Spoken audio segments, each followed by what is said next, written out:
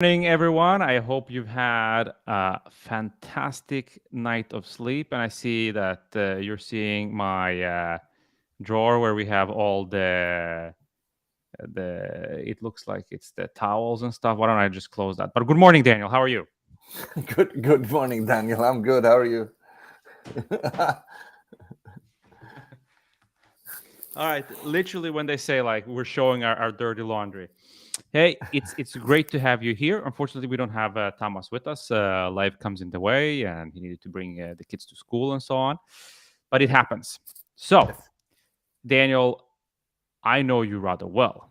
We're from the same part of the world, the capital of the Nordics, Malmö. Of course. By the way, I like your swag. Like you and I have the same philosophy. Like, is there any other way to go to work than in your swag wear? No, No, live. exactly. You gotta live your brand. You got to live your brand. So, why don't you tell us a little bit briefly, like, who is Daniel Melkersson and what is Pin Me 2 all about? Okay, so I'm Daniel Melkersson. I am one of the co-founders of Pimi2. I used to be CEO until like it's almost 2 years back now when Yeah. I resigned as a CEO, or I just put myself in a different situation within the company. So now I am running more like strategic partnerships and pretty much moving around in the company, fixing stuff that I should have fixed earlier. And what does the business do? The What business is Pinme2 offers, of course, a B2B SaaS platform for multi-location brands, customers like H&M, different gym chains, all kind of businesses that have multiple locations spread all over the world, helping out with everything from local SEO and different marketing solutions for these kind of companies. right, right. And a little bit what you mentioned here that you are the founder, you were the CEO for some years, and at some point you decided that I it's best for me and it's best for the business that I do something else, that I have the Yes. strategic role in the organization and we bring in somebody else to head the CEO function. Yeah. And that is what we're actually going to talk about with you during SaaSiest Digital here on September 27th. And it's such an important topic because many founders and initial CEOs, they find themselves in this position that after some point of time, whatever that time frame is, for some it's shorter, for some it's longer, Yeah. there comes a point in time when you feel that and you need to ask yourself, is it better that somebody else does this and that I do something else? And we're going to talk a little bit about the mechanics, how you land in that decision and what happens next and how the organization takes it. Like without Yeah. spilling the beans here a little bit, but tell us, give us a teaser. How was it for you? What made you feel like, now is the time maybe? For me, it was quite simple. I'm kind of made this decision quite early on. I know I'm a really good startup person. That's what that's what I like. That's what I like to do. So very early on, I kind of decided, okay, when we are over 25 employees, I should give the CEO or at least have a CEO, someone that runs, daily operations. Then it went further than that. Of course, we were over Right. 50, but so for me, it was a quite simple decision.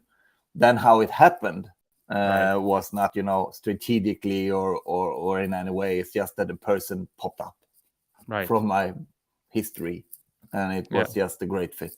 So Right. sometimes Right. you're lucky as well, I guess. Right. Right. Yeah, and we're going to talk about a little bit about those dynamics because there's many flavors to this. There is one that, okay, you as the head of this business, you take on a slightly different role in the organization. What does that mean to you as an individual? What does that mean to the rest of the team that knew Daniel as the founder and the CEO? So that dynamic we're going to touch upon. But it's also the dynamic of the founder and the CEO is still in the business, and then there's a hired gun, somebody coming in, taking over the child to raise it into the teenage age and so on. How is it for him and her? What are some of the pitfalls? What are some of the challenges that you guys saw here? So it's Mm. something that most organizations at some point will live through. Yeah, Yeah. absolutely. Yes. So we're keen and interested to hear how that panned out and worked for you. And I know you have some tips and tricks now that you've been through this exercise for everybody embarking on a similar journey, whether you're a founder or you're a hired gun. There's going to be some Yeah. nice lessons learned here, right? Yeah, hopefully. It's my story. I know every story is different. I can just share my parts of it, but hopefully there's something to learn from it, of course. Yeah, definitely. And I see we have some people with us here in the chat. I cannot see you guys until you write in the chat here. So you probably know the drill now. We do this every morning. We do this every afternoon. So if you're with us and you want to say hi to the two of us, the two Daniels, we make it easy for you guys this morning. Just write your name in the chat. Lovely to see if you guys also say which company you represent and where you're from. And you know, we've been raffling out baseball hats here, SaaSiest. I mean, who doesn't want to have a SaaSiest cap? Daniel, I like your Pin Me Too hat, but what do you think about these ones? I have a SaaSiest sticker on the front of my computer here, so at least I've got something. I like that. I like that. And I mean, we've had this. Sometimes we joke about this. That swag builds culture, and obviously at SAS Nordic we're a small operation. It's Thomas and I don't know 7-8 other people that help us in various capacities. But it really feels like it unites us when we jump on a call in the morning and you see people are wearing their t-shirt or the sweater and Yeah. so on. I don't know, how is it for you guys? Is it just you wearing it or other folks also wearing it? I see other folks wearing it as well. Yeah. Some don't, some do.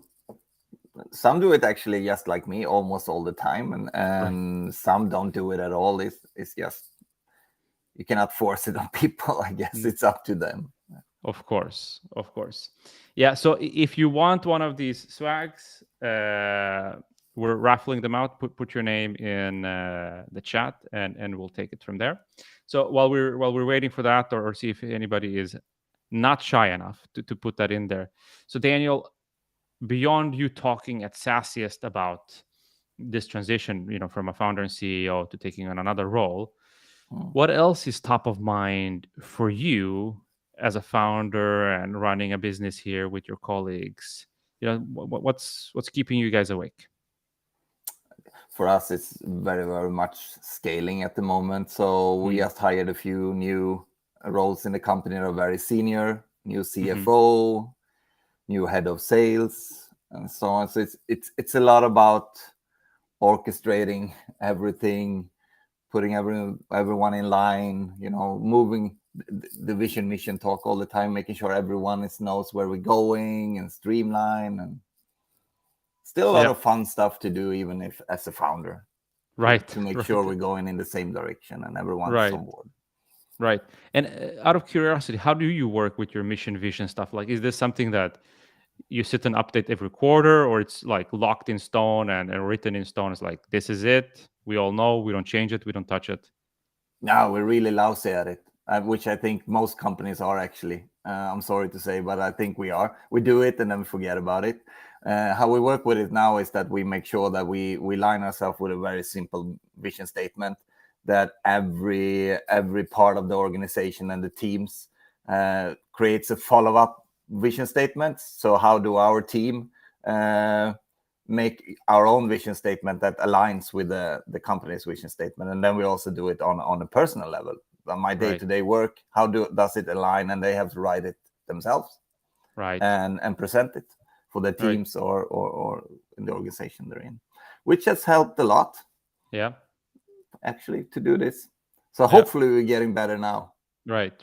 And is this because there's some frameworks for these types of things, whether you work with OKRs or PBCs? Do you guys work with anything like this, or have you structured it in your own way? We have structured it in our own way now, and let it be up to the teams. I know the marketing team, for example, works a lot with OKRs, and the way they want to work and the way that team lead, that manager wants to work. Then we align it, so it kind of is the same, but it's still a little bit up to the different parts of the company to create their own way of work, because it's different. CS, marketing, sales, product is different. Right. It's different. So I like that approach that you've decentralized the ownerships of allowing them to structure how they're going to support these overarching goals in their own way, but at the same time, in lack of better terms, you're at least incentivizing them to make sure that they don't invent goals that doesn't tap into the greater goal. So, Exactly. you have that alignment. So who is normally, is that something that you orchestrate and make sure that it happens on a regular basis across teams, or is that somebody else? It's been we've been helping out, but it's been a lot on my Hmm. my table to do, actually. Yeah. Yeah, since I'm not the CEO, I have, because these kind of things takes time. Right. So with the extra bandwidth I have, not being the CEO anymore, things like this is something that I've been spending quite a lot of time on. But it's more And people involved, of course, to do it. of course. And where would you say it's been, like, what consumes the most amount of time in this exercise now that you've done it or are in the middle of it? I think it's just like merch. Everyone has an opinion. Right. You change the color in the logo, everyone has an opinion. It's the Right. same thing here with the vision, mission, and everything. And it can be extremely detailed. Why don't we just change that sentence a little bit like this and that, and so on. Yeah. So I think it's like, okay, but fine, we listen. Now we do it like this. Right. Everyone's on board. So that most of the time it's actually going out and talking to people. Do they really understand what we're trying to say here? What's their opinion? Are they on board? What do they want to, what kind of input do they have? And if they don't get to have that input, you need to explain why, and so on. Right. So a lot of alignment. Yeah, I can see how that takes time, but it's like you said, it's important to make sure that everybody gets his or her voice heard. Absolutely. 100%. And also, like, I've lived in the environment where it's not always management that has the best ideas. Sometimes it's somebody that's closer to a customer or something. So it's really important to have that foundation where everybody feels comfortable to speak their mind. Yeah, I think management, especially when it's founders in management, we've Yeah. been here for too long to have new great ideas. Yeah. Is that the case? I just think so. That is the case in most companies, actually. Yeah. But Yeah. some don't understand it. Yeah. I also want to talk to you a little bit. Look, we've had chats with CEOs that are and founders have been in similar positions like you, similar journeys. They've talked a little bit about this, the love for the product. Initially, you loved your product, and then it translates into love for the team or the organization. Is that something you can relate to, or? Yes. And then it turns back, I guess, when the team and the organization grows way bigger. Uh-huh. In our case, I think we're around 100 people at the moment now. And I haven't even thought about this one, but when you say it, it kind of grow out of the product when we were around 8 to 10 people. Then it turned out more like the team. So the working together until maybe we were around 40, 50 people. Then you need to align it around something else because it's so decentralized. You need to be more decentralized. And then maybe it goes back a little bit more to the love of the product, actually. Now I'm just saying stuff because I haven't thought about it. It was a great question, though. Yeah. Great question. No, it's really interesting to see. And I see the man, the myth, the legend, Thomas is back here. Hey. And now we can run and probably see who's in the restream and stuff. Absolutely. Welcome So I'm back, managing Thomas. 2 kids here with different needs in the same time here, but I'm okay. So let's see if you are interested in having one of these beautiful caps that Daniel has on his head. Shout out in the chat. Let us know that you're here. Just write your name and we'll do a raffle here in a little while. Awesome. And Daniel, I don't know if you had a chance to look at the agenda, anything for SaaSiest. If you have, are there any particular sessions and topics that you were looking forward to? And if you haven't had a look at the sessions, is there anything that you feel that this is what I'm reading upon right now? These are the things I want to be up to date on.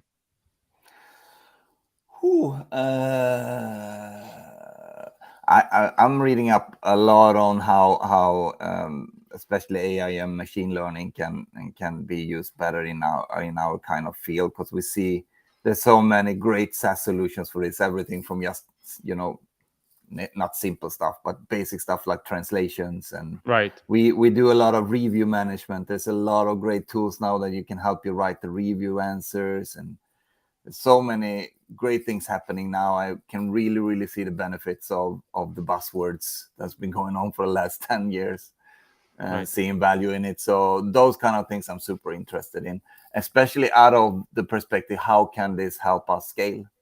Right. How can we take away manual work with the help of more AI-based or rule-based or whatever you want to call it? Yeah. And actually, although our organization is small, we can also relate to that to a large extent. We produce a lot of content, and for example, I have to write the text for the podcast, for some of the LinkedIn posts, and so on. And sometimes I wish that, man, if somebody else, there would be a little robot listening to the podcast recording and somehow magically spit out the text with the great takeaways. How cool would that be?